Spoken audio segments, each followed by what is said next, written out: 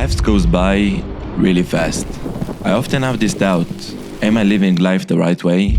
So much useless information consumes my mind every single day.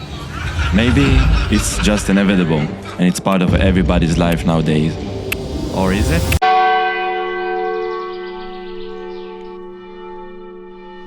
About a mile from where I live, there is a monastery that is more than 130 years old.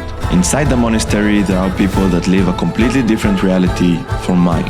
A reality without vanity. Every word counts. The curiosity to explore a new lifestyle brought me to try and live in this monastery. So for 3 days straight, I ate, slept, and prayed as a monk. In order to find out myself, without prejudice, the monastic silent life. So yeah, this is actually the plan. Okay, but how are you gonna get in the monastery? First of all, I think I need to get the father's phone number. לא רק שישלח את המספר של אב המנזר, אני כבר אתנהל מולו. Do they even use phones? Just sent him this message, he didn't receive it yet. Let's hope he will reply. And if you set up a meeting, how will you convince them to stay there for a few days? And don't forget about the fact that you're, Jewish. What about food? How will you pray? How will you know where the bathroom is? And dress up like them? I don't know, man. I need to check it actually. I think you need to think about it, man. It sounds tough. I didn't have answers for all of those questions, but I did took the first step. And to my surprise, he replied. And we're gonna meet in a few days. I'm on my way to talk to the father of the monastery, and I don't have any plan. I'm so nervous about it. I'll just try to be myself. Wish me luck. I'm on my way back, and he literally said yes. I'm going to live inside the monastery. What?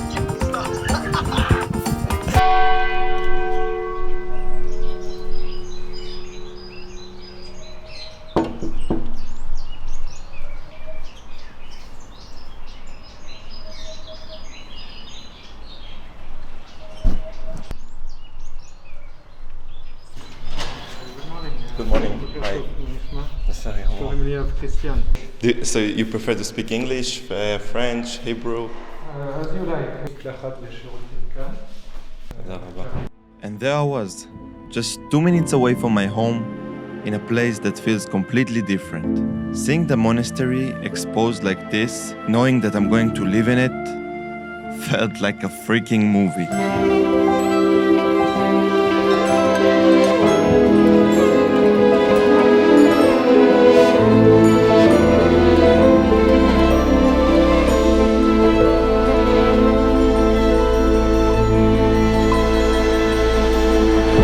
It's 3 o'clock in the morning.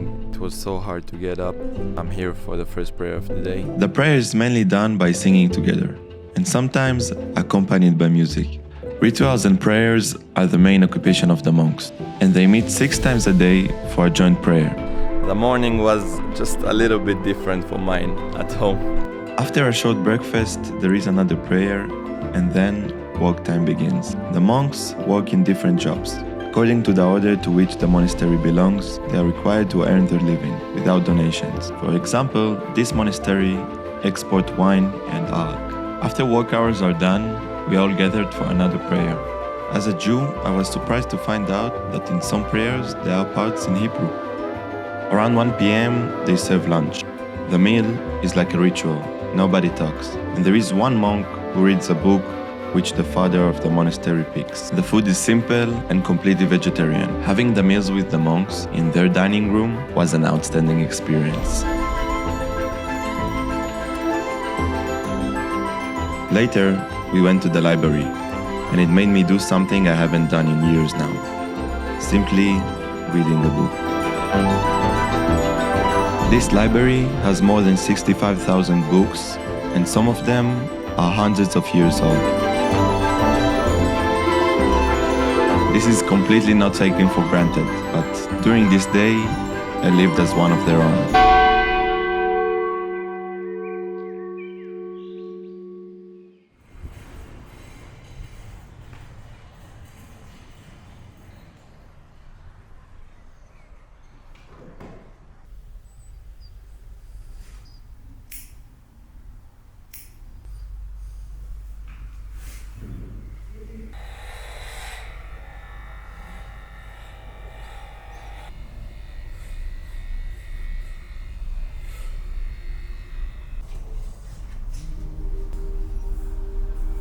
After capturing this moment of two monks cutting each other's hair in complete silence, I had to understand the meaning behind it. So I asked Nahum, a monk from the Philippines. Silence is a very important disposition that we can be attentive to people, especially those who are not listened to. And to God, of course, because He's the end of everything. How do you feel about the fact that you won't have family or kids? It's the most beautiful experience as a human being to have a wife, to have a partner, to have a family. That's a big blessing. But precisely that's what you give up. And you offer yourself totally to God, completely to Him. It's not easy, but it is a grace God gives you.